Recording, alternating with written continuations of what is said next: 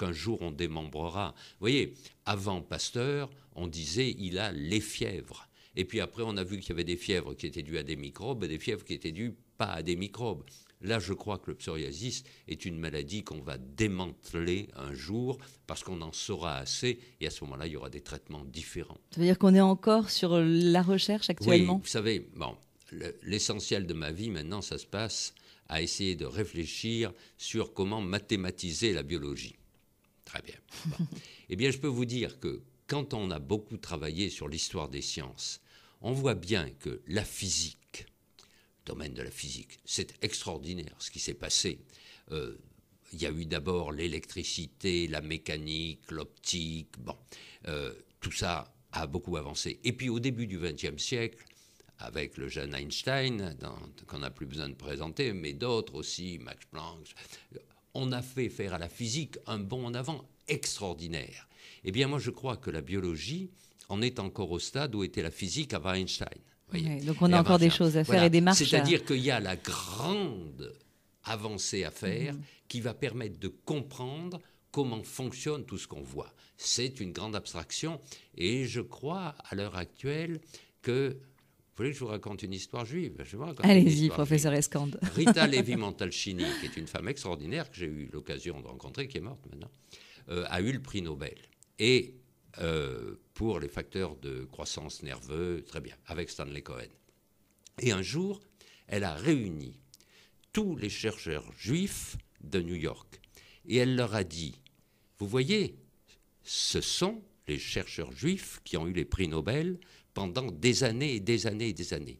Eh bien maintenant, ça commence à être les Asiatiques. Si vous ne vous ressaisissez pas, ça va continuer. Et je crois que ça a une signification très profonde. C'est que, ou bien vous avez une pensée globale, qui est celle que les Juifs ont toujours cultivée, ou bien vous avez une analyse logique séquentielle, qui est celle des ordinateurs, et alors à ce moment-là, vous tarissez la source de l'invention scientifique. Ce qui me fait peur. Alors, c'est pas un très beau sujet, en tout cas. Mais ça me fait peur pour la biologie. Je voudrais qu'on libère les esprits et qu'on ne les enferme pas. Parce que sinon, Madame Rita Levi-Montalcini aura eu raison et ce serait dommage. Alors revenons sur le traitement cette fois du psoriasis. Récemment, on a retiré du marché un médicament, le Raptiva. Oui. Donc on voit bien que le traitement tâtonne encore aujourd'hui. On a des crèmes, on a aussi, on le disait tout à l'heure, même l'effet placebo de certains médicaments, mais on a aussi des contre-indications avec certains. Ah oui, bien sûr, oui. Alors, le traitement du psoriasis, assez paradoxalement, dans des formes aiguës de psoriasis, il suffit de peindre les gens en rouge et ça va mieux. Dans les psoriasis pustuleux, on met un peu d'éosine à l'eau et c'est un médicament formidable. Ça, c'est très étonnant. À part ça, ce qui marche, c'est un double produit.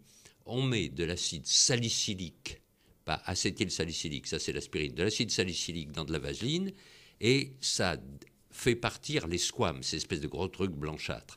Et ensuite, pour améliorer la plaque rouge en dessous, il y a les crèmes à la cortisone qui sont très, très, très, très utiles, mais qui sont beaucoup moins efficaces que lorsque elles agissent sur les eczémas ou sur d'autres.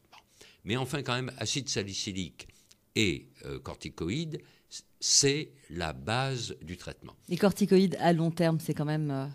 C'est pas aussi dangereux qu'on pourrait l'imaginer, c'est surtout dangereux au visage. Bon, mais surtout, c'est pas extraordinairement actif. Alors, depuis quelque temps, on a beaucoup espéré de beaucoup de médicaments et on a utilisé, bien que le psoriasis ne soit pas du tout une maladie cancéreuse, des anticancéreux, en particulier le méthotrexate, qui donne de très bons résultats, mais on ne peut pas poursuivre pendant plus de 2 ou 3 ans.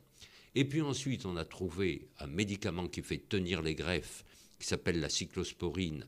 On l'a utilisé dans le psoriasis. Ça a donné aussi de bons résultats dans les formes très graves.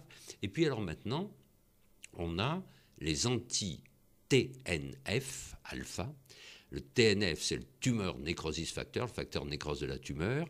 Et on s'est aperçu que ce facteur ne faisait bien autre chose que ce qu'on avait trouvé au départ, c'est-à-dire nécroser les tumeurs, mais que les anti-TNF marchaient sur toute une série de maladies, dont le psoriasis. Et à l'heure actuelle, vous avez plusieurs spécialités qui sont sur le marché et qui donnent de bons résultats. Mais il faut dire quand même qu'on est toujours un peu frustré dans le traitement du psoriasis parce que, vous voyez, on a résolu le problème de l'acné, résolu le problème des mycoses, on a résolu plein de problèmes en dermatologie d'une façon hyper satisfaisante. Le psoriasis, les avancées qu'on obtient ne sont jamais des avancées décisives et les patients le savent bien. Et ils voient bien qu'on piétine, si vous voulez. Pas autant que dans la chute des cheveux, je sais de quoi